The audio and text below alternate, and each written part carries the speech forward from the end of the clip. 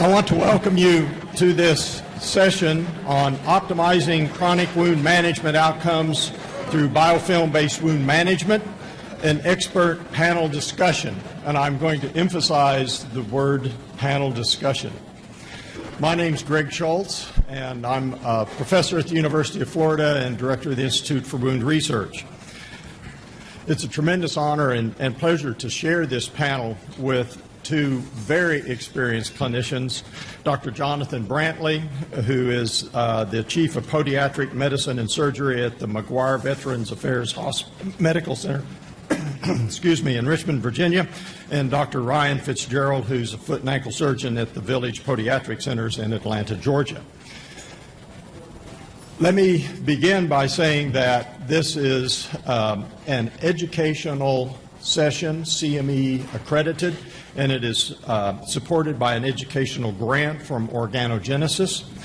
And also, importantly, for your CME evaluation, you need to use this code, and you need to log on to the typical sites. As Tiffany was explaining to me this year, to make the evaluations more consistent with guidelines, you will need to enter this evaluation code when you fill out the evaluation and to receive your CME credit.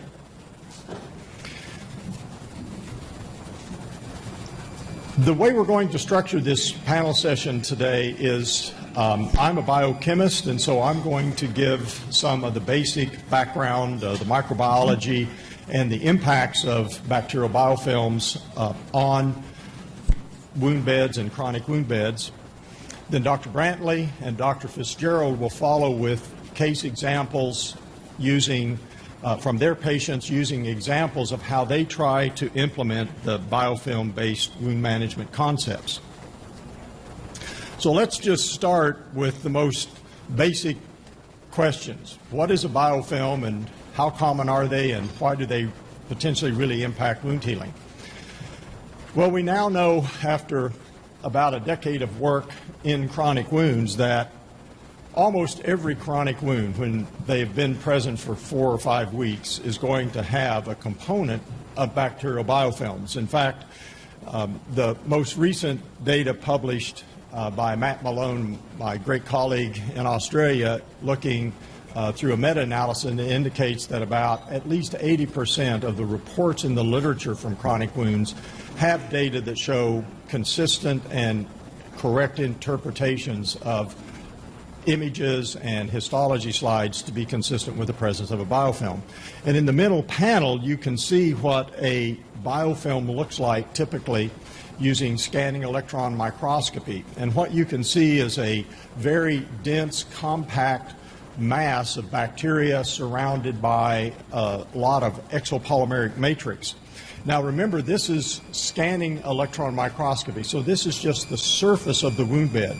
And actually the area here, this is a little pore or hole that looks down, so that's where the surface of the wound bed is, and all of this material is built up on the surface of the wound bed.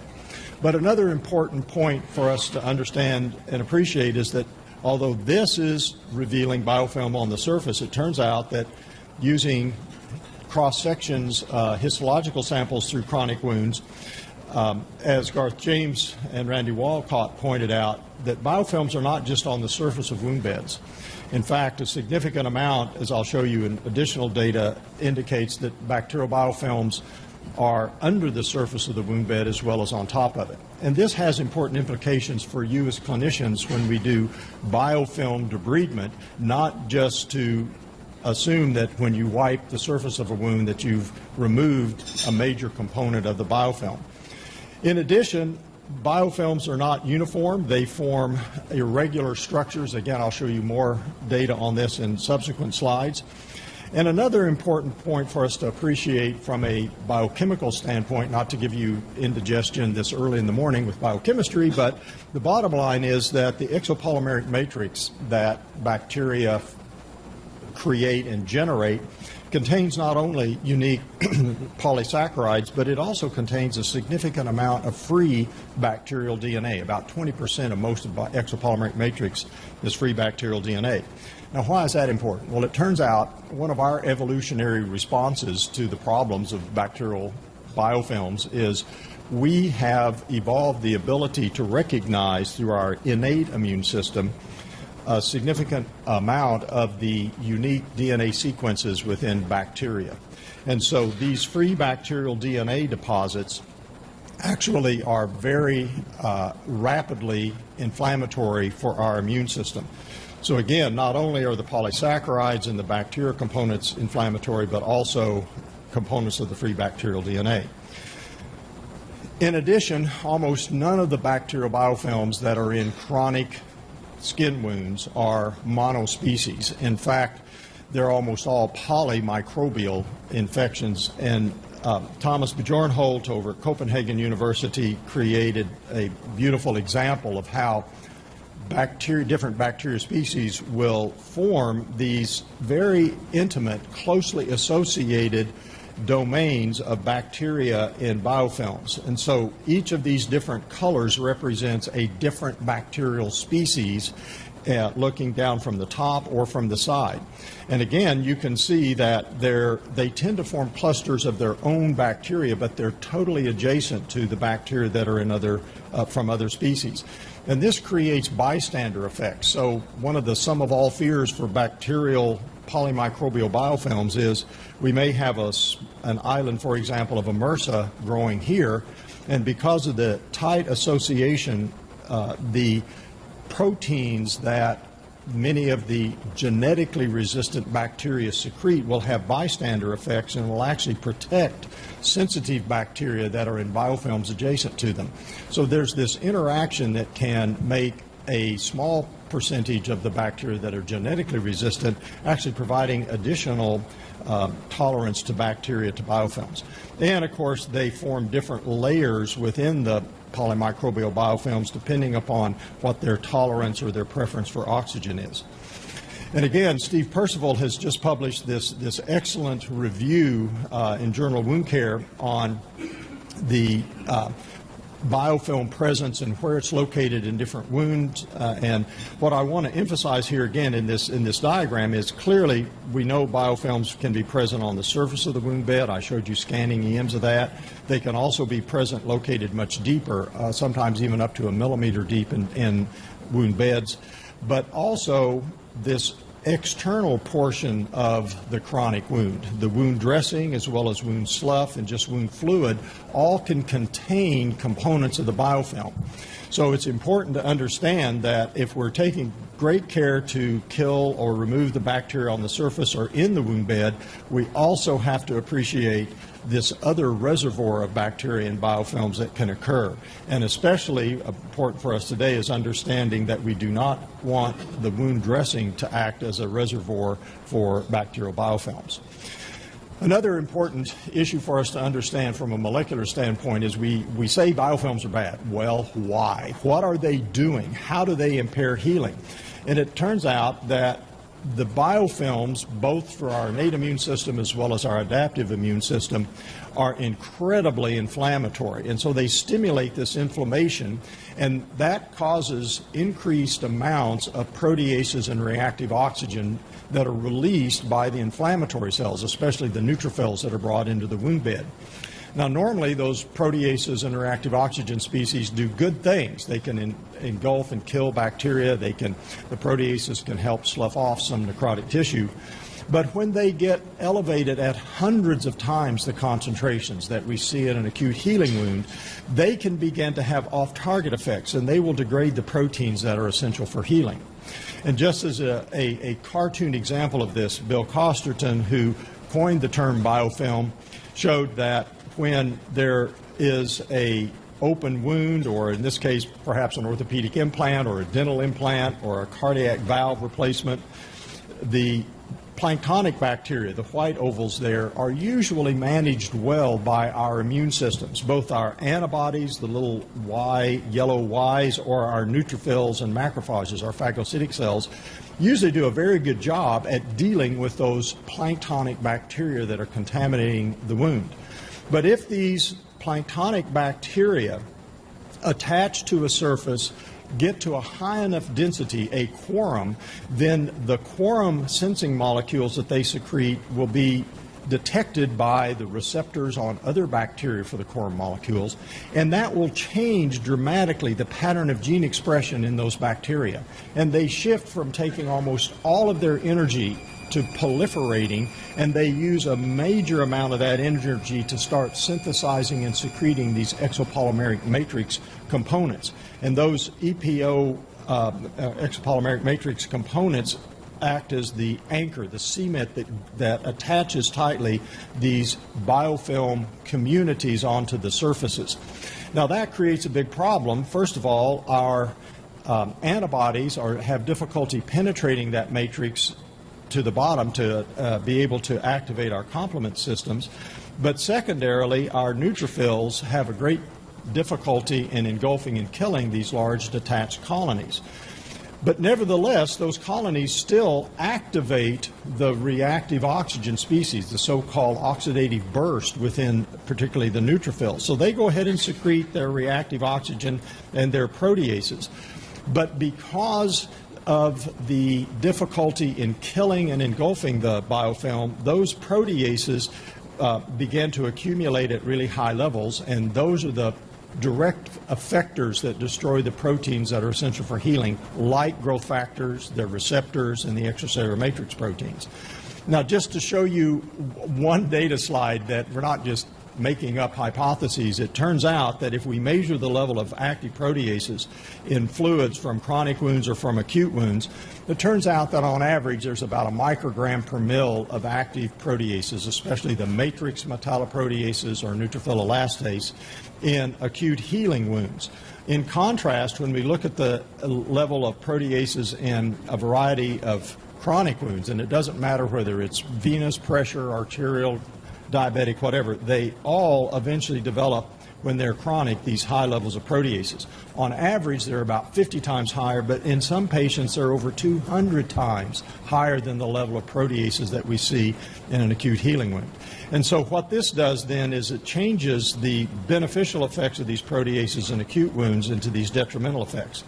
Now, if the proteases are actually doing the damage and causing the impairment of healing, we should be able to see that when wounds begin to heal, that the level of proteases begin to decrease down to levels that are effective in healing.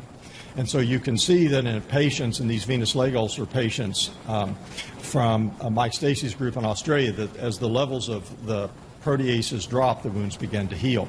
In fact, looking at this one patient as a good example of how tightly linked the protease activities are to the healing of the wound, turns out that when we looked at this patient on a weekly basis, the red is the wound area, and you can see the wound started large, had high levels of proteases, but as the wound got good biofilm-based wound care, the protease levels dropped and the wound began to heal. But then, unfortunately, as so many times happens, this wound just stalled. And what happened was, about a week before this wound failed to begin to continue to progress, the protease levels were shooting back up. And it wasn't until this patient's wound got good debridement, good biofilm-based wound care, the protease levels began to drop, and now, about a week later, the wound begins to heal again. So these are just examples of how tightly linked the level of protease activities in a wound are to the healing potential of the wound. So how does biofilm-based wound management, and what is it, and how does it fit in these new treatment paradigms? Well, this is a strategic approach that's based on, first, optimally preventing formation, or in most cases, preventing reformation of biofilms in wounds. And two critical components of this are combining effective debridement with antimicrobials that are effective against bacteria, both planktonic and biofilm bacteria. And this concept has been captured in a recent international guidelines, consensus guidelines for identification and treatment of biofilms. This is a free download from Wound Repair and Regeneration that just came out in the December issue. Now, what this is trying to capture is the concept that we want to do step-down treatment and then, if necessary, step-up treatment. And this doesn't come from us. We're not the brilliant inventors of this. This comes from our colleagues in the oncology area. When a patient comes in with a new tumor, you don't do a partial resection of the tumor. You don't give a little bit of an anti-cancer drug. You don't do a little bit of a radiation and hope the rest of the tumor goes away. No, you hit that tumor with extensive excision surgery. You put them on a course of multiple repeated antimitotics, cancer drugs, and you give appropriate radiation therapy. They start high, and when the tumor has eventually been eliminated, now we can step up and look at reconstructive surgery if needed in some of these patients. This is the concept that we're promoting needs to be applied in terms of chronic wound care. Start with your most effective treatments first. Don't wait for 4 weeks or 2 months to give the most effective therapies, because you're just letting that biofilm accumulate and make even more damage. Indeed, start with the most effective treatments, which combines effective debridement, frequent debridement, along with dressings that are appropriate for the bioburden status of the wound.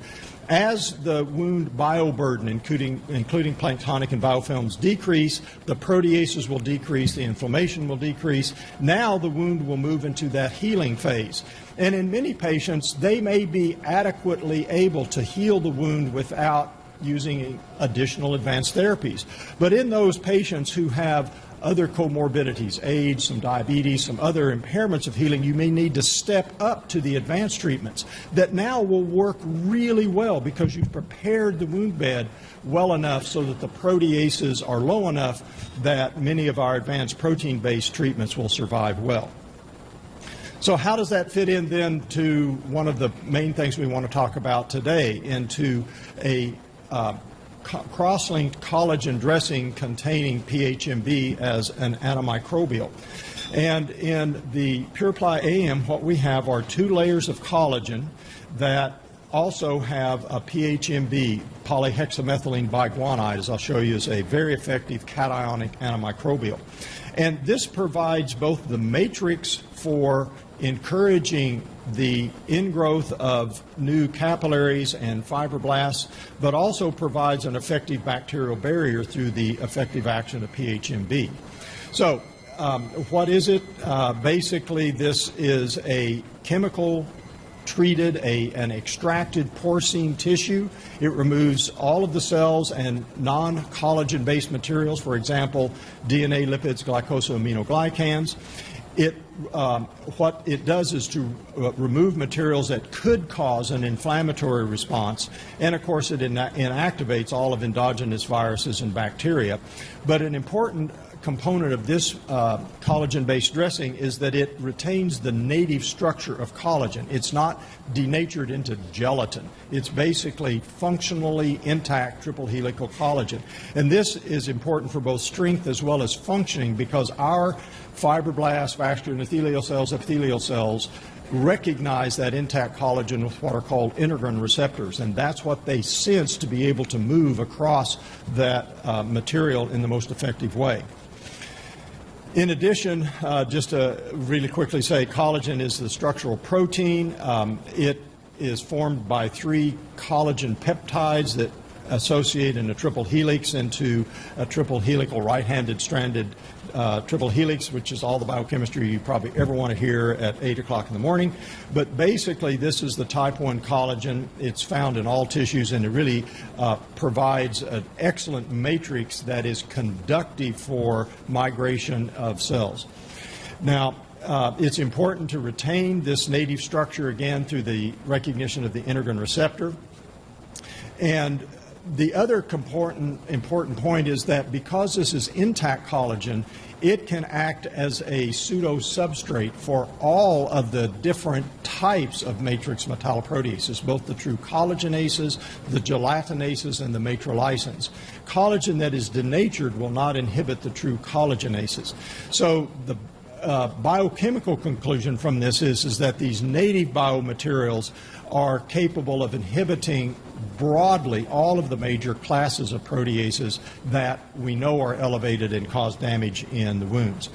And this just shows you that from Dr. Greg Bond's data looking at applying collagen dressings to chronic wounds, that the rate of closure of wounds that are treated with an intact dermal matrix, that is intact triple helical collagen, not gelatin, actually significantly improves the rate of healing compared to chronic wounds that are treated with denatured collagen or gelatin-based matrix.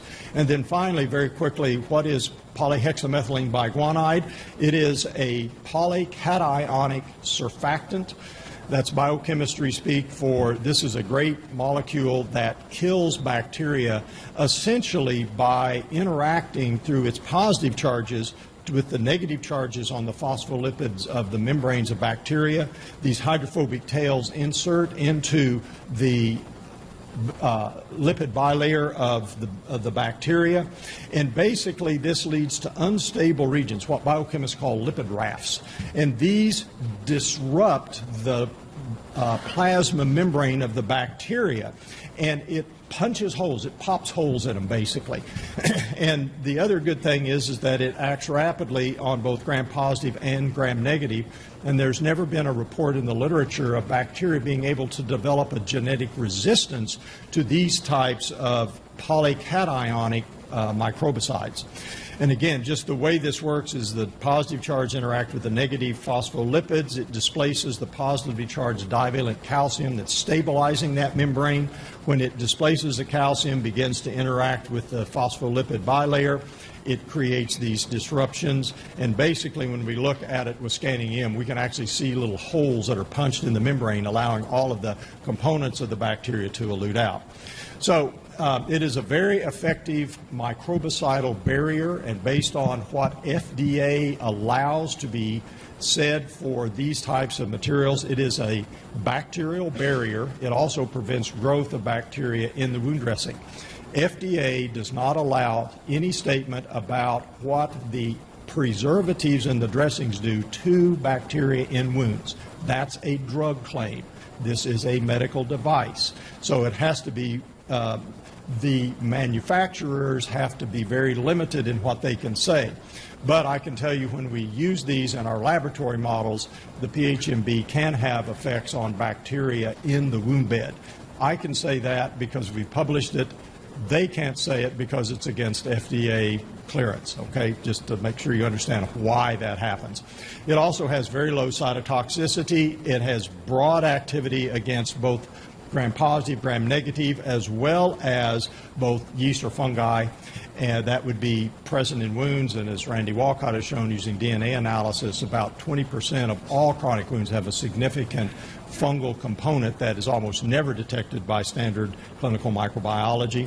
And in fact, in animal studies done with Steve Davis at the University of Miami, using a pig inoculated wound, it turns out that the Purified AM is the most effective in terms of reducing the level of bacteria in the pig wounds compared to the other dressings.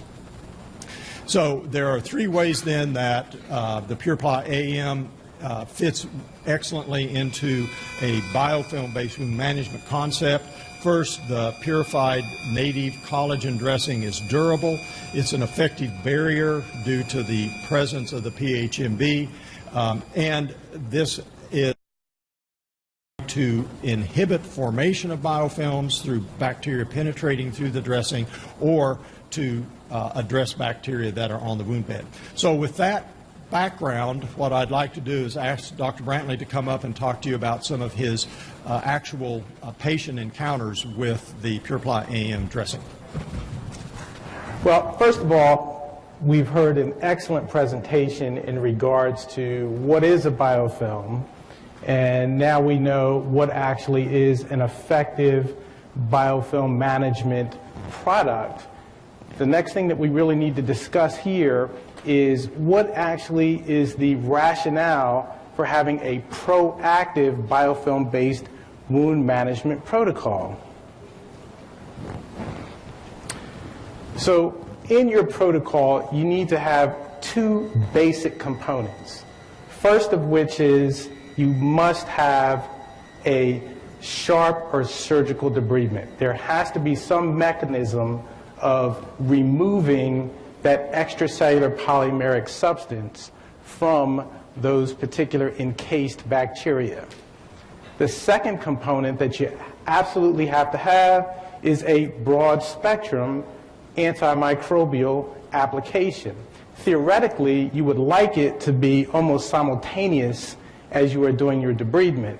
But if it's not simultaneous, at least it needs to be applied very, very soon after. Now, as far as the components that would constitute an excellent broad-spectrum antimicrobial wound matrix, it needs to have a very, very low cytotoxicity. And think about that. That really only makes sense, because it doesn't make a lot of sense if you are capable of killing all of the microbes that happen to be invading that particular open or broken integument, and also killing the normal host cells. So you need to make sure that you have something that has a very low cytotoxicity. The second thing is you need to make sure that it also has a very low to minimal resistance. Again, it makes absolutely no sense if you have something that can build up a resistance to your broad spectrum antimicrobial. And then third, it has to have high potency. Again, if you have something that has a very low potency, then the activity against all the microbes is going to be pretty much non-existent or very low or not meeting your expectations. The overall goal of having your biofilm-based wound management protocol in place is, number one, you want to reduce the contiguous planktonic microorganisms from trying to get into that wound space. Everybody wants to play on that field. And the object is to try to remove all of those microorganisms from that particular playing field, but not let any of the ones that are normal skin flora or those free-floating planktonic bacteria from being able to get into that playing field. So this actually minimizes the opportunity for recurrent contamination in that particular wound bed. So, no matter what you do, it doesn't matter if you decide to employ an excellent antimicrobial wound matrix, or even if you give the best antibiotic, you must not abandon your basic tenets of wound care. And the basic tenets of wound care are essentially you have to offload your ulcerations. If it's a plantar ulceration, it has to be offloaded. If it's a dorsal ulceration, you have to figure out some way to disperse the pressure in order to allow that particular lesion to heal. Adequate perfusion. If there is no adequate perfusion, it absolutely does not matter what you do to that wound. Nothing is going to make that wound heal without adequate perfusion. So making sure that you've assessed every single possible vascular possibility is essential. Glycemic control. I mean, this kind of goes without saying. If you are not managing that individual's glycemic control, obviously there's a whole host of things that are going to go wrong. Number one, you're decreasing the amount of nitric oxide that's going to be available for vasodilation. You're increasing endothelin-1, which is obviously condensing, or it's actually contracting those particular vessels, further diminishing the amount of blood flow to that particular area. You are also increasing the amount of advanced glycation end products, which is completely confusing your protein, so they have absolutely no idea what they're supposed to be doing.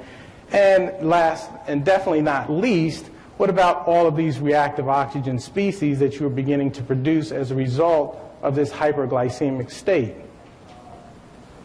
Next, always think about maximizing as best possible the nutritional status of that particular patient. Obviously, you can't fix everything, but you need to at least try to manage as best possible the nutritional status of that individual. Infection control.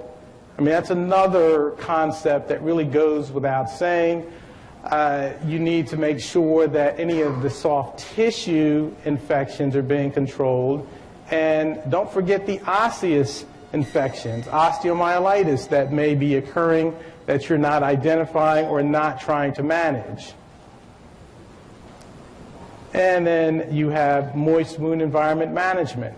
Without moist wound environment management, think of it this way. All of you, if you look at your tables, the host staff has graciously put water on your tables. We cannot survive without any type of water. You must have water. And to think that your cells, which are no more than just smaller versions of you, they need water to survive as well. So any cell that you expect to repair that damaged integument is going to need some type of proper aqueous environment. So managing your moist wound environment, again, goes without saying. And then finally, debridement. You must debride. And debridement is critical. Why is debridement critical? First of all, let's talk about the 5 basic types of debridement. You have surgical debridement, which we're all very familiar with. We don't always use it, but we should. But surgical debridement essentially encompasses any debridement with your scalpel, scissors, curettes, any type of hydro debridement. Then you have your biosurgical debridement, which is actually kind of interesting. It's starting to make a little bit of a resurgence. And this is using your irradiated fly larvae to actually degrade some of that necrotic tissue. Then you have your autolytic debridement. Autolytic debridement, you really have to kind of step back, think about what that actually means. We all know that autolytic debridement essentially means that your own endogenous cells or enzymes that are produced by those particular cells are involved in the debridement of that necrotic tissue. The majority of these patients, because all of us would not be here if we weren't talking about chronic wounds, well, the majority of these patients have some level of an immunocompromised status, which means that their autolytic debridement processes or their ability to actually autolytically debride is going to be somewhat compromised. Then you have mechanical debridement. Mechanical debridement essentially involves things such as wet to dry dressings, ultrasound therapy, or even whirlpool therapy. And then last but not least, you have enzymatic debridement, which is done through an exogenous enzyme that is applied to those particular wounds for the purpose of removing denatured collagen or denatured tissue from that particular broken integument. So here are the rationales for debridement. So we all understand what is the rationale for using a biofilm-based wound management system. So we understand that portion of it, but let's kind of get a better handle on the rationale for the debridement component of it. First of all, debridement actually removes senescent cells from that particular wound bed. Some of your cells happen to either A, be asleep, or they're just not functioning the way they are supposed to function. So they need to be removed in order for more metabolically active cells to start to do the work which should have been done by these particular senescent cells. Number 2, removal of denatured collagen, which I just explained, that can either be done through enzymatic debridement or any one of the other debridements, but generally, if you are removing that denatured collagen, you're limiting the amount of inflammatory response that can actually occur. Of course, what we're here to talk about today is the removal of biofilm that is attached to the vascular structures. As Dr. Schultz had alluded to a little earlier in his presentation, these particular biofilms are not just attached at the surface, they're actually attached at both the arterial and the venous capillaries, which is where they're deriving a lot of their oxygen and nutrients, and unfortunately they're actually outcompeting the host cells for those particular objects. So you need to make sure that you debride in order to remove the biofilm at that level. You also need to make sure that you're debriding so that you can stop that whole process of opibole, which is the curving in of your epithelial cells, which essentially consist of these proliferative keratinocytes. So if you're just kind of scrubbing with a little brush or trying to scrub with a gauze or something of that nature, you're not removing those proliferative keratinocytes, allowing for migratory keratinocytes to actually create the epithelial tongue that you're desirous of. Remodeling the actual shape of the wound. You cannot expect your wound to heal if you have undermining, if you have sinus tracts or tunneling. You cannot expect it to heal. These are the perfect areas for anaerobic bacteria to actually begin to proliferate. So you need to remodel or debride that particular wound so that you can eliminate this particular type or shape of that wound. You're also increasing, by debridement, the microstrain on these particular cells. And that's a very long and in-depth biochemistry, cell biology concept that I'm sure, just as Dr. Schultz talked about, we're not really willing to get into right now, but it actually creates the induction of mitosis through that microstrain of the actual cell membrane. Then you want to make sure that you are debriding to remove the planktonic bacteria that lie all around that wound, as well as the periphery of that particular wound. And then, of course, you also want to debride for the simple reason that sometimes if you leave particles from previous dressings, if the patient was walking on that particular wound, there may be some dirt in the wound, there may be all sorts of articles that should not be there.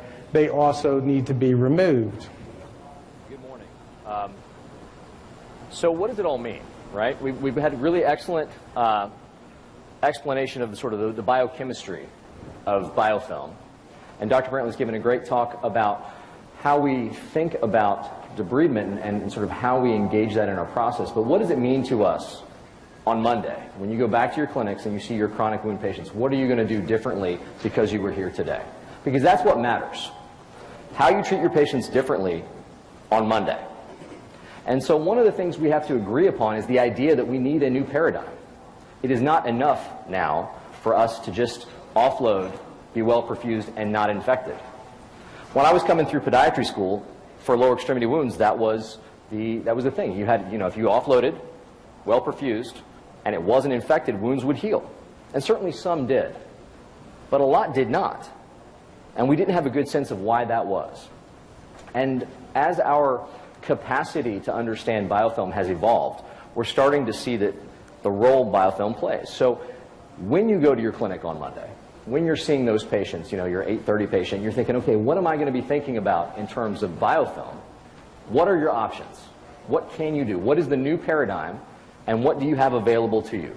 Historically, we had sort of dressings, largely silver impregnated or other antimicrobial dressings, but that was kind of all we had. And so, one of the things that's important to think about is as we establish a new paradigm, what does that entail? What are we going to put in our toolbox to use on our patients on Monday? So historically, obviously, barrier dressings for sure. Negative pressure to a degree, and we'll talk about that, particularly the idea of installation vac, and we'll talk about that to a degree. And then ultimately now these synthetic graft products that are becoming available for us to utilize and how we go about that. So just to kind of cover barrier dressings, it's sort of a passive antimicrobial defense. And I always wonder about, is it really protecting the wound or is it just sort of protecting the dressing? Because you figure the antimicrobial stuff is in the dressing, so the only part that's actually touching the wound is providing antimicrobial benefit. But as we have learned, the biofilm can be on the surface of the wound and underneath as well. So it's more of a passive response than directly, actively addressing the biofilm. In addition, tissue compatibility, we talked about this. Dr. Brantley made an excellent point about, it is necessary that whatever product or device or, medicine or whatever we put onto the wound need not affect the wound cells themselves, because despite the fact that, we become accustomed to the idea, particularly in the lower extremity, these wounds are neuropathic, the patients are stomping around on them all day long, we get a sense that the wounds are pretty hardy. But the cells in a wound, these new cells, are very, very fragile. So it is sort of a Pyrrhic victory to kill the biofilm and also damage the cells as well. It's like napalm. It kills everything, which is useful to a degree, but at the same time, if the goal is wound healing, destroying the cells that we're trying to get to heal is of no value. And then ultimately, efficacy. We talk about the idea that, is it really useful? Of a dressing doing anything to the wound itself, or is it just sort of keeping the gauze clean? And so that's one of the challenges historically that we have faced, because that was what we had available. In the context of negative pressure, the mechanical debridement nature of removing the sponge has provided some element of antimicrobial relief as a function of just mechanical debridement, and that's certainly true. But the capacity to now do insulation vacs, essentially wound lavage or wound chemotherapy even, has provided some options in terms of what we can do. And there's been multiple studies that demonstrate with the use of insulation vac the decreasing numbers of colonies of bacterial cells in a wound. So now that is something that you have in your armamentarium to utilize to manage these patients, particularly those that are receiving negative pressure wound therapy.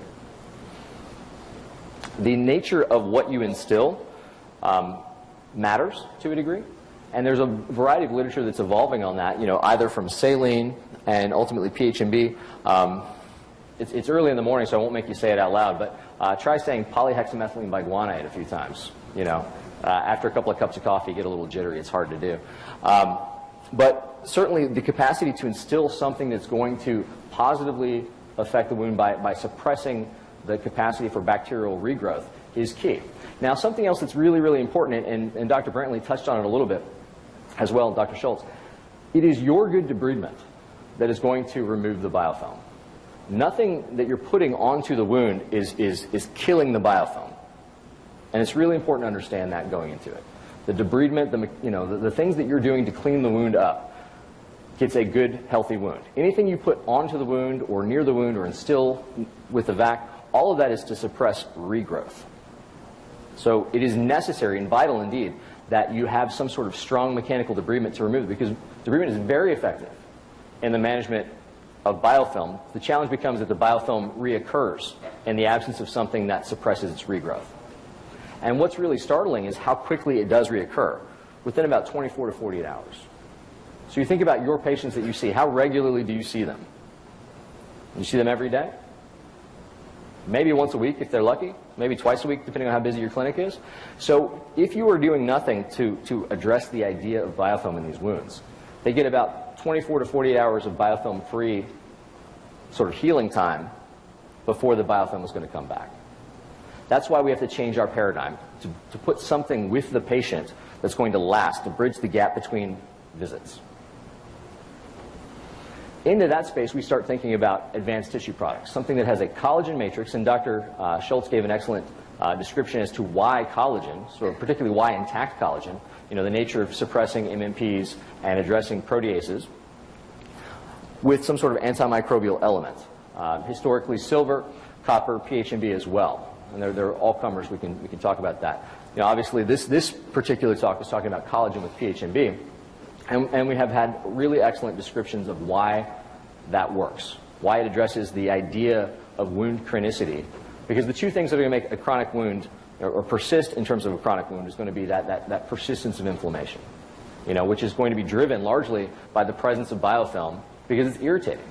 The biofilm in the wound irritates the wound. The body continues to react to that. You get stuck in this inflammatory phase. And I like to think of it, I saw a T-shirt one time that said it's not rocket surgery. It's not terribly complicated. It can be very complicated, and Dr. Schultz knows and has lost and forgotten more than we will ever know about any of it. But from a basic standpoint, it is basically, wounds want to heal. And I think we as clinicians get so accustomed and institutionalized to the idea that we're seeing these patients day in, day out, week after week, month after month. We lose track of the idea that wounds want to heal. And there is something that is holding them back. But if we can address those factors, the wound will heal like gangbusters. And we'll talk about some of the cases that we have, Dr. Brantley and I, about how that is the case. But if you can address those factors, sometimes it is enough to address the biofilm and the wound will start to heal. Sometimes having those biofilm elements addressed, the wound will start to heal. And then Dr. Schultz talked about the idea that you start to have this sort of stagnation, these senescent cells.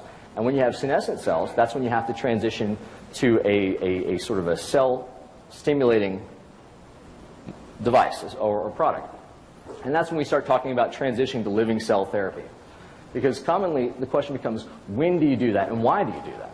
And it's either one of two things. It's going to be patient-driven or time-driven. And the slide's pretty busy, but you can get a sense of the reasons for wound chronicity, right? There are 3 stages of healing, as we know, right? Inflammation, proliferation, and remodeling. Chronic wounds are going to be stuck somewhere in the first 2 phases. They're either stuck in inflammation or they're stuck in proliferation. They're either not making tissue or they're making the wrong tissue. Nobody gets stuck in remodeling. That would just be healing. So when you think about your chronic patients on Monday, look at them and critically evaluate, where are these patients stuck? What do they need? Is it simply that biofilm is suppressing the capacity to heal? Or is it rather that they're not getting the cell signaling that they need? And indeed, in that case, you would need a cytokine delivery vehicle, something that's going to provide growth factors to stimulate an effect.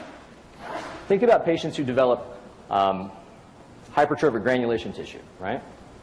Now, they can make tissue. They come in every week, and they've got this exuberant overgrowth of vascular tissue. And we debride it, and we cauterize it. So they're demonstrating the capacity to make tissue, but it's the wrong tissue. That means that somewhere along the way, their cell signaling is mistaken. They're building the wrong thing. And that's where living cell therapy comes in. So one of the things that I challenge you, and I challenge myself as well, we as a group need to do a better job of deciding how do we assess these wounds and what are our realistic timelines for transitioning over to advanced therapy.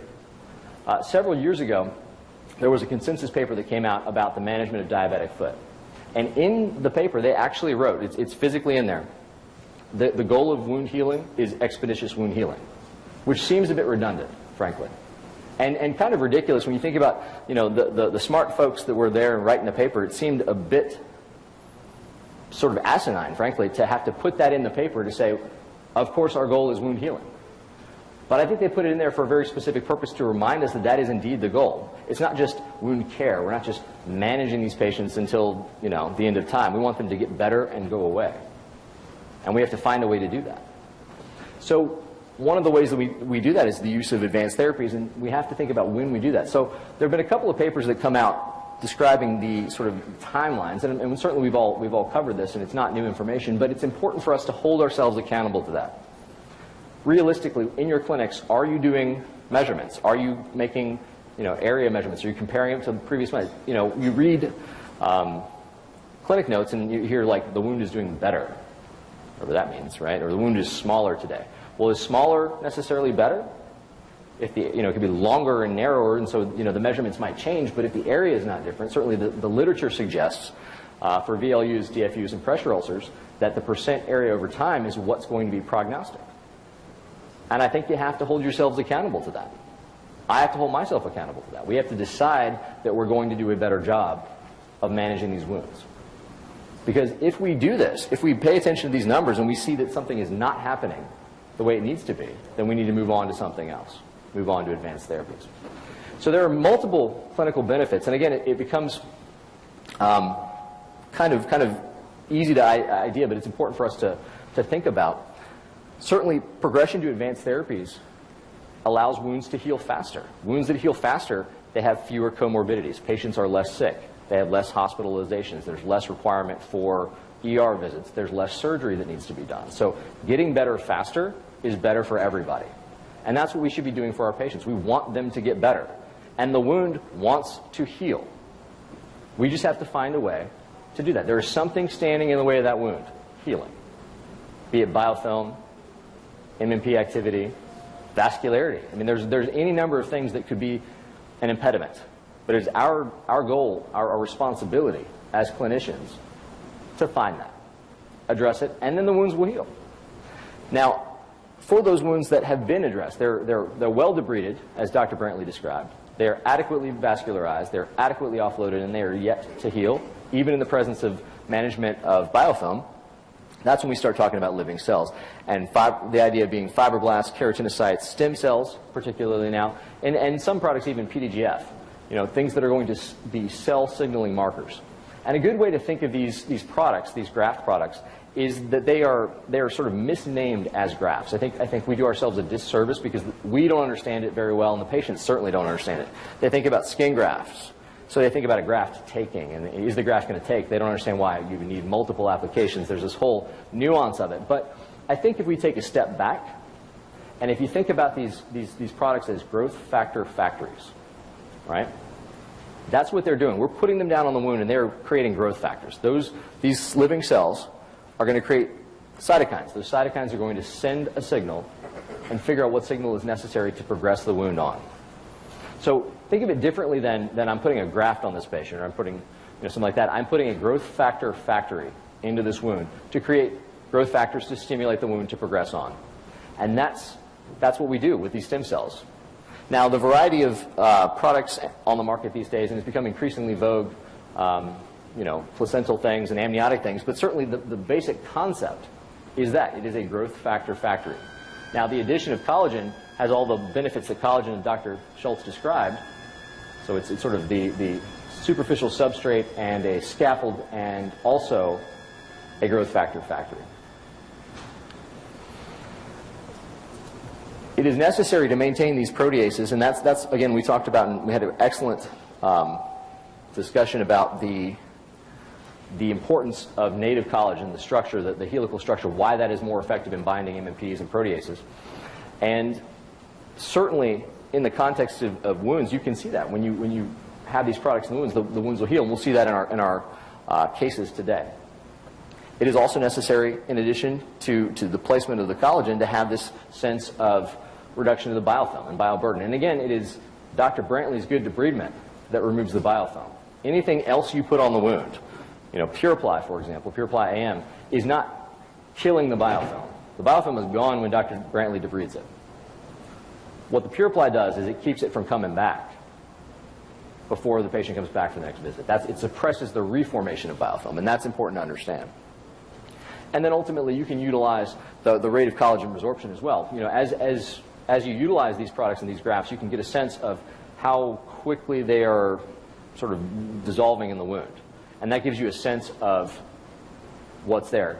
N of 1, I'll tell you, in my own experience, I have found that when I start a patient on the collagen with PHMB, the first couple of visits they come back, the collagen's gone. The wound looks better. It's smaller, area-wise, but there's no intact collagen left.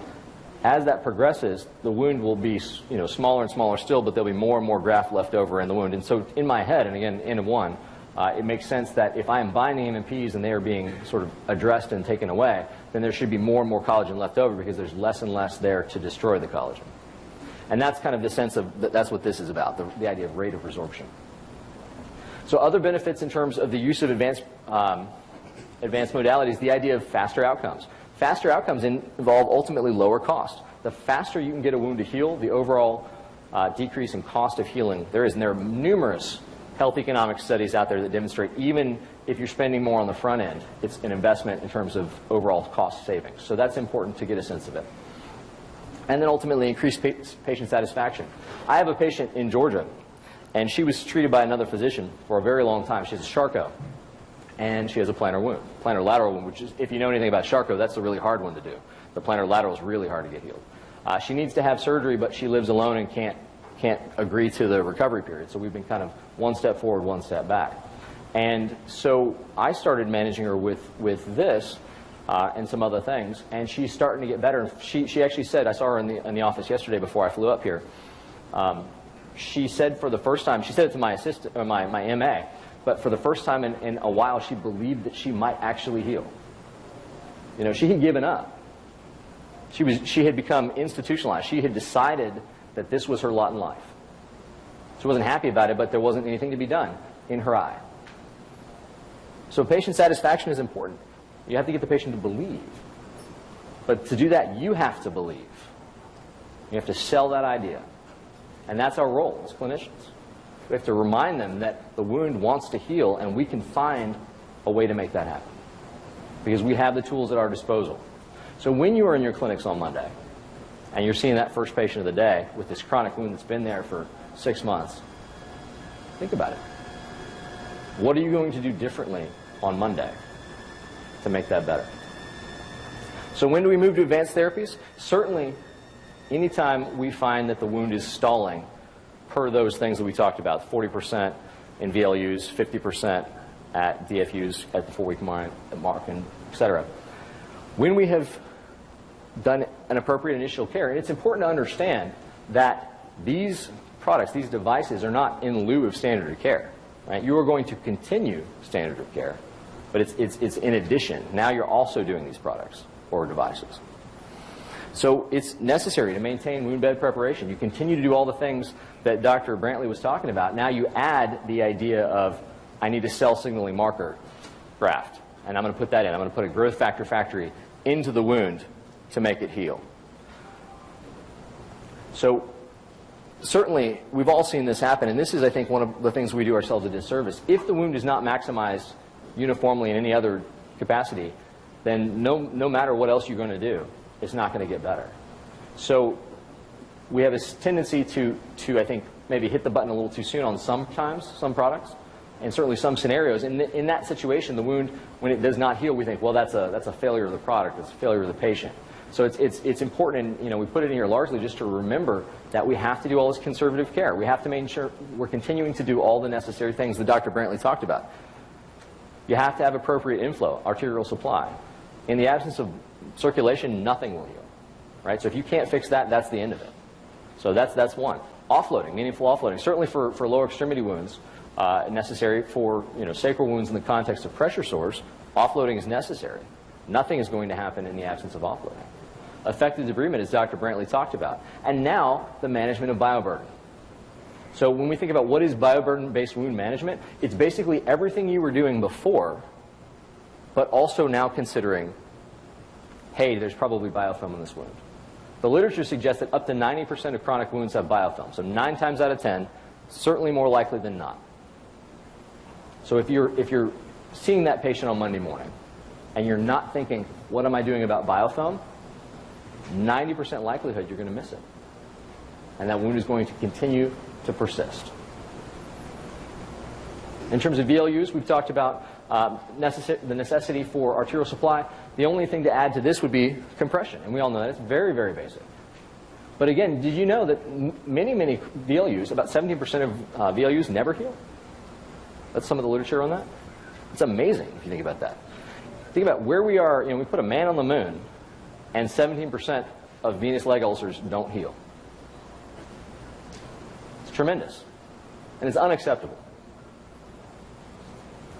The question becomes why? Why do they not heal?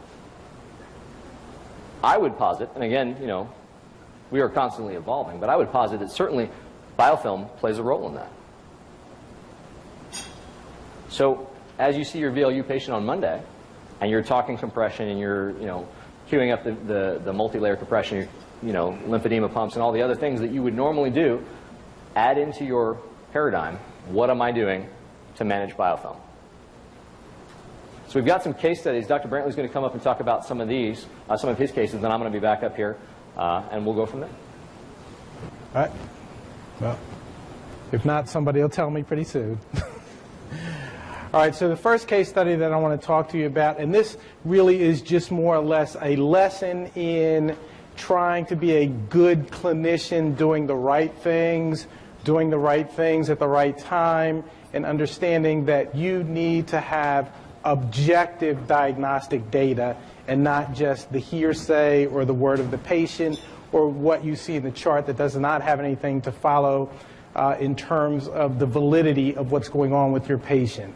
First patient is a 71-year-old male, past medical history is diabetes, chronic venous insufficiency, hypertension, lymphedema, secondary stage 2, and he has multiple histories of venous leg ulcers. Now, we all know that this is definitely going to be the case because 70% of all there's a 70% recurrence rate of all venous leg ulcers.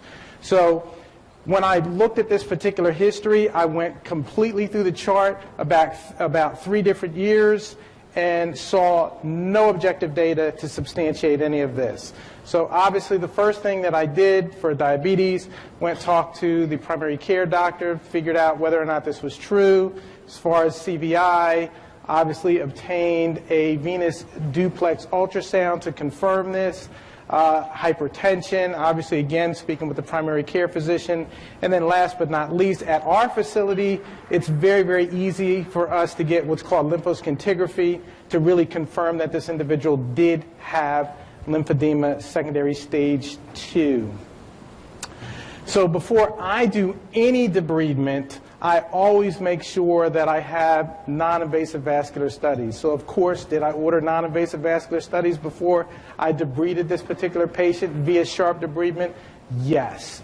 So on his initial visit, which is what you see here, the only type of debridement that he did receive was the debridement of the chlorhexidine scrub.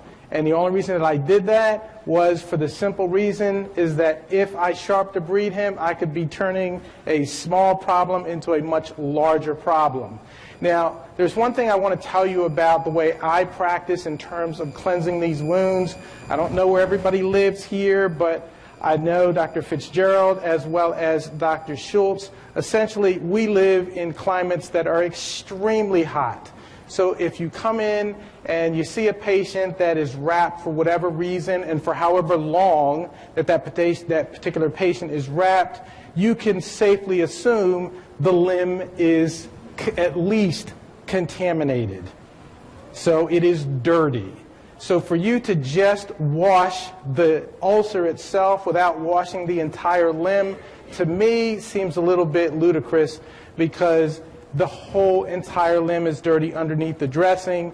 So the best thing to do before you do any type of debridement is, well, basically what I do is I'll always take chlorhexidine scrub, same thing that you do in surgery.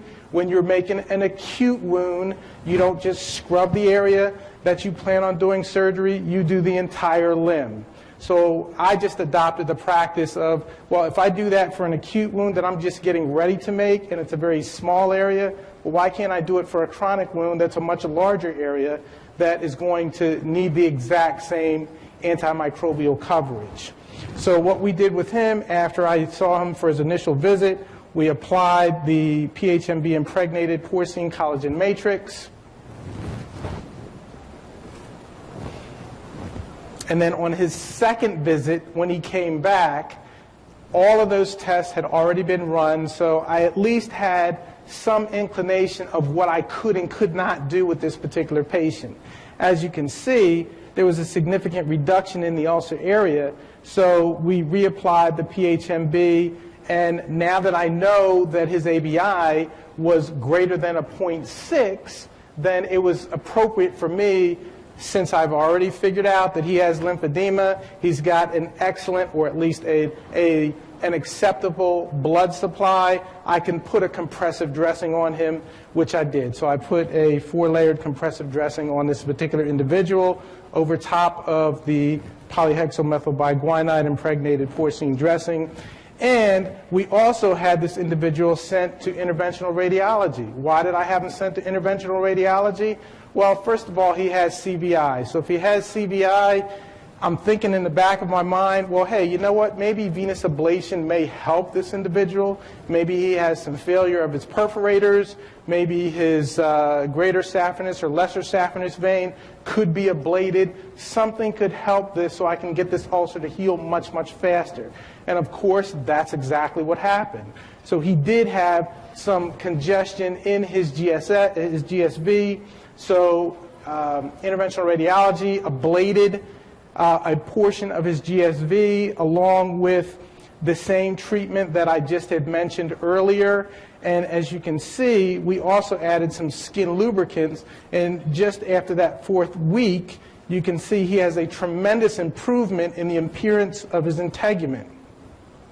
So by week 11, after everything was said and done, this particular patient was to continue with the what's called an intermittent compression pump system, because I wanted to make sure I got the leg, because you can't keep putting somebody in a 4-layer compression wrap forever.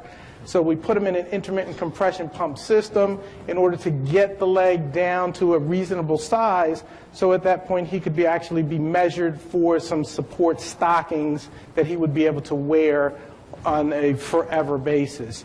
And we also instructed him to start to use skin lubricants in order to continue to keep the skin well hydrated and preventing it from breaking down. Second case study here. This is a very, very interesting one, and I'll try to go through it rather quickly, but there's a few things I really want you to tag on to. 59-year-old male, past medical history is, and these were all confirmed. He had an ABI of 0.75. His CVI was confirmed with the venous duplex ultrasound.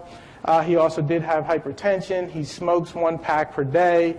He is a former IVDA, and he is currently being treated by mental health for that particular problem. He has a history of multiple unhealed venous stasis ulcers, and he was previously treated by another service with propione iodine, soaked gauze.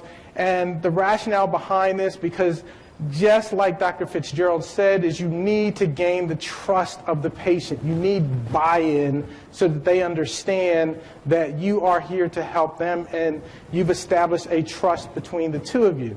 So he did not trust the previous service that he was with, and of course one of the reasons he didn't trust them is because they offered him a bilateral below-the-knee amputation, which he definitely did not want to go through. So this is this particular individual on his initial visit. When I saw him, he was a referral from plastics.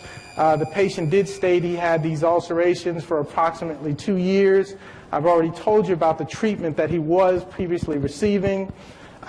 First thing that I always do, just like I said, I cleanse the entire lower extremity with chlorhexidine gluconate, 4% solution mixed with normal saline, and I leave it on there for 3 minutes. Why do I leave it on there for 3 minutes? If you open up the package insert, because you're all surgeons, you open up the package insert, that's what it says. Leave it on there for 3 minutes, and this achieves the highest level of antimicrobial activity if you leave it on there for 3 minutes. So I said, oh, let me follow the directions. So that's what I did. So we used a lot of ultrasonic debridement in our clinic. So after we did the ultrasonic debridement on this particular patient, I did the same thing as far as cleansing him once again, and then applied polyhexylmethylbiguanide impregnated porcine collagen matrix with that 4-layered wrap, and then put him on empiric antibiotics. This is just that same day, and we're just adding some of the PHMB impregnated gauze, impregnated collagen on his legs, and you can see it is bilateral and they are circumferential. One thing I want you to notice is if you look here, look at the depth of his venous leg ulcers. He's had an incredible cleft here as well as here. So they're not very shallow. So this is after 2 weeks. This is week 2. He comes in, and this is what his wound looked like. I said, wow, okay, well, maybe there is some hope here for this particular gentleman. But now I have buy-in from the patient. He's looking at the improvement of his legs. I'm not talking about sending him to vascular for bilateral BKAs. So now I have a more compliant patient at this particular point. So this is this individual at 6 weeks. So at 6 weeks, just like Dr. Fitzgerald said, what I generally do when I stop using the Purified antimicrobial wound matrix, if say on week 5 I put it on, week 6 when the patient comes back and it looks just like it did when I applied it on week 5, so in other words, there's still a considerable amount of this collagen matrix in there. In my head, I'm thinking, I must have gotten rid of the majority of the necrotic tissue. the bacterial bioburden. So by virtue of getting rid of that, now the neutrophil response that would normally occur as a result of all this bacteria and all this denatured collagen that's in the area is going to be diminished. Therefore, by virtue of what a neutrophil produces, which is a matrix metalloprotease, now I have less matrix metalloprotease being produced. Therefore, there's less degradation of the collagen tissue that has been placed on there. So that's how I make the decision to stop and move on to a more advanced tissue product. Same treatment here, ultrasound, and then I applied Applegraft to this particular patient with the same 4-layer compressive dressing. Week 17 occurred, so yeah, that's a lot of Applegraft. But on week 17, I did notice that, hey, you know what, there's a little yellowish beige discharge underneath the dressing where I never saw that before. Do not be afraid to go backwards. If you feel as though something is going wrong or it's going south, re-prep the wound. Just because you prep the wound and it looks great the first time doesn't mean that it's going to stay like that. Wounds are constantly evolving. So you have to understand you cannot be afraid to go back to square one. So in any event, so we DC'd the Applegraft, still did the ultrasonic debridement, did a CNS on this particular patient, put him on some empiric antibiotics, and did not rewrap him. Why didn't I rewrap him? Again, in this 4-layered compressive dressing is because I needed him to change his dressing on a daily basis and apply a topical sulfur drug. So 2 weeks later, his wound started to look amazing again. He had finished his antibiotic course. His wound looked amazing again, lots of great granulating tissue. And so we DC'd his oral and topical antibiotics, went back to the original treatment of wound bed prep, and started back with the polyhexylmethylbiguanide impregnated collagen matrix and the 4-layered compressive dressing. And 2 weeks later, everything looked just like it did just before he had got infected. So at that point I said, all right, let's go right back to the Applegraft and get him back on the road to healing once again. And I always do ultrasonic debridement, by the way. By week 26, this is really what I want you to see. Look at this. Completely epithelialized. You can see all of this migrating tongue that surrounds both wounds. So this was incredibly large before. Now it's just this. And after week 32, he went on to complete healing. It's just that I didn't get to slide in it in time. But the one there on the right went on to complete healing. Okay.